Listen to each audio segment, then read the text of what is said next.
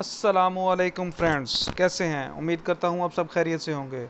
दोस्तों, आज हम एक नए मिशन के साथ हाज़िर हुए हैं।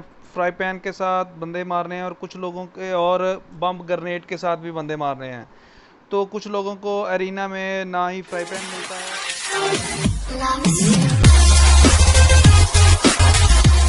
है बॉम्ब ग्रेनेड।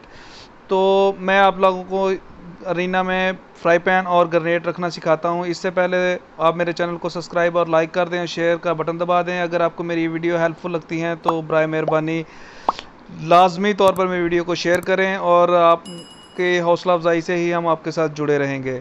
तो सबसे पहले हम जाते हैं अरीना में। अरीना टीम डेथ मैच में चले गए। यहाँ पे हमने ये देखें, पूरी की पूरी लिस्ट चेक कर लें, इसमें पैन या ग्रेनेड नहीं है। तो अगर आपने पैन या ग्रेनेड रखना है तो आपने ये पिस्टल वाली जगह पे जाना है। ये यहाँ पे सामने पैन पे क्लिक कर देना है, ये आ गया पैन। और यहाँ पे ग्रेनेड रखना है तो ये ग्रेनेड आ गया सामने, और यहाँ पे क्लिक करेंगे तो आपका स्मोक ग्रेनेड आ जाएगा। तो पैन और ये रखने का तरीका, ये आ गया पैन, ये पैन, ठीक है।